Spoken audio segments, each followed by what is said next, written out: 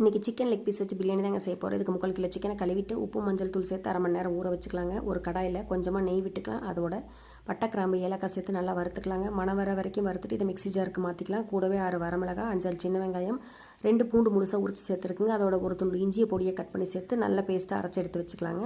இப்போ ஒரு பாத்திரத்தை ஸ்டவ்வில் வச்சுட்டு எண்ணெய் விட்டுக்கலாம். எண்ணெய் சூடானது பட்டை கிராம்பு ஏலக்காய், அதோட பிரிஞ்சி இலை, அன்னாச்சி பூ சேர்த்துக்கலாம். நீலவாக்கில் வெட்டி வச்சுருக்க பெரிய வெங்காயம், பச்சை மிளகாய், புதினா இலை, அதோட ஒரு தக்காளியும் சேர்த்து நல்லா வதக்கிக்கலாங்க. நம்ம அரைச்சி வச்சுருக்க பேஸ்ட்டையும் இதோட சேர்த்து நல்லா வதக்கணும். அதுக்கப்புறமா நம்ம ஊற வச்சுருக்க சிக்கனை இதோட சேர்த்துடலாங்க. கூடவே ஒரு கரண்டி தயிர் சேர்த்துட்டு நல்லா கிளறி விட்டுலாம். ஒரு 10 நிமிஷம் இந்த சிக்கன் வேகட்டுங்க. அதுக்கப்புறமா 1 டம்ளர் அரிசிக்கு 2 டம்ளர் அளவுக்கு தண்ணி சேர்த்துக்கலாம். இன்றைக்கி 1/2 கிலோ அரிசி எடுத்துருக்குங்க. அதனால் 4 டம்ளர் தண்ணி விட்டுட்டு நல்லா கொதிக்க வச்சிடலாம். இப்போ தண்ணி கொதிச்சிச்சு. அதோட அரிசியை சேர்த்துட்டு ஒரு 10 நிமிஷம் வேக வச்சோம்னா போதுங்க. நமக்கு மணக்க சிக்கன் பிரியாணி ரெடி. நீங்களும் இது மாதிரி ட்ரை பண்ணி பாருங்கள்.